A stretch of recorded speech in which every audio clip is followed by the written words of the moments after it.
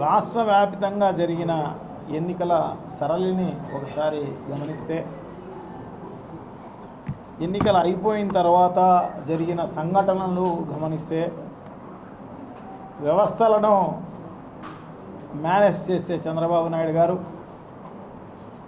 So ఇప్పుడు కూడా అటువంటి పనే జరిగింది అని చెప్పేసి నేనైతే భావిస్తున్నా.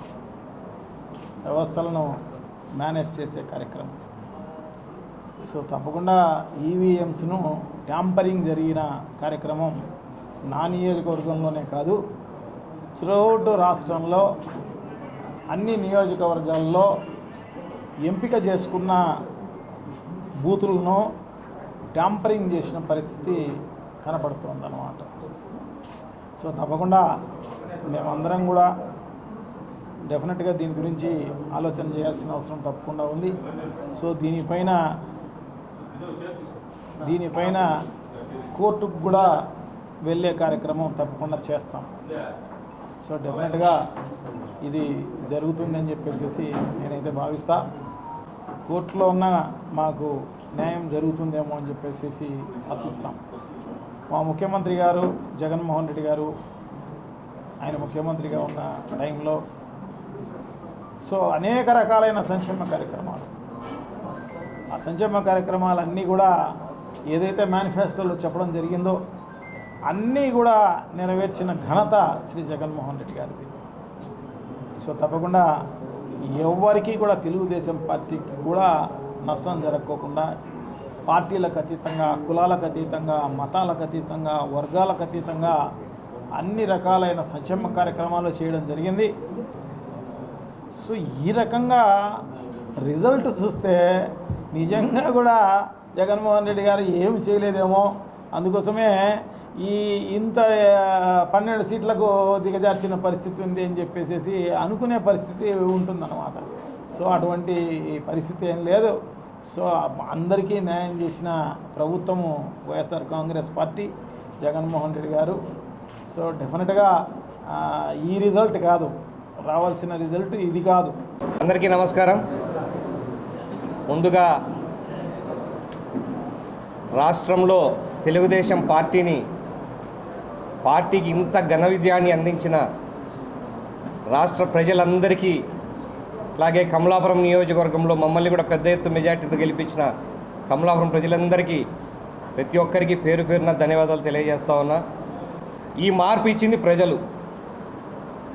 వాళ్ళు చెప్పిన మోసాలు నమ్మినారు. 19లో నమ్మి మోసపోయామని తెలుసుకొని అంతకంటే దారుణమైన రిజల్ట్ ఈరోజు ఇచ్చారు. దానికి గౌరవంగా ఒప్పుకోవాలా. పార్టీ అధ్యక్షుడు ఒప్పుకున్నాడు, గౌరవంగా ఒప్పుకున్నాడు. మేము చేసిన మేలు ఎక్కడో పొరపాటు జరిగిందని ఆయన ఒప్పుకున్నాడు. దాన్ని మేము చూసుకుంటామని ఆయన చెప్పాడు. కరెక్టే. ఇక్కడ మా ఎమ్మెల్యే, ఎక్స్ఎమ్మెల్యే గారు జనాలు తీర్పునిచ్చారు. ఆ తీర్పుని గౌరవంగా ఒప్పుకోవాలి. మేము చేసిన పొరపాట్లు ఉన్నవాడు పోయినాయి కాబట్టి మళ్ళీ మేము సేవ చేస్తామని చెప్పి, అలాంటిది కాకుండా ఈవీఎంలు ట్యాంపరింగ్. పోయినసారి మీరు ఈవీఎంలు ట్యాంపరింగ్ చేసి గెలిచినారా? అలా చేసి ఉంటేనే ఆయనకి ఆలోచన వస్తుంది. లాస్ట్ టైం ఆయన చేసినట్టున్నాడు, అందుకనే ఈసారి మా మీద నిపంతాడు. మాకు అవసరం లేదు. ఒకవేళ లాస్ట్ టైం కూడా మీకు అలా వచ్చిన మెజారిటీ వచ్చింది కాబట్టే ఈసారి జనాలు ఇంకొంచెంగా కసితో మిమ్మల్ని ఓడించడానికి ఇలా చేశారని అనుకుంటా ఉన్నాం. ఒకటి గుర్తించుకోండి రవీంద్రనాథ్ రెడ్డి గారు, మేము అంటే ఇన్ని రోజులు నాన్నగారు సేవ చేసినప్పుడు గెలుపుతో సంబంధం లేకుండా ప్రజలకు సేవ చేస్తూ వచ్చినారు. ఆ నమ్మకాన్ని చూసి మాకు ఓట్లేశారు.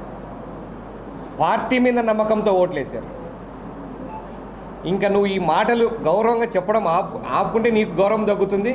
లేకుంటే మీ పార్టీకి ఎలా గౌరవం దక్కలేదో, ఎలా గౌరవం లేని పరిస్థితికి మీరు వచ్చారో నీకు పూర్తిగా పర్సనల్గా కూడా అలాగే పోతుంది అని చెప్పి తెలియజేసుకుంటా ఉన్నాను.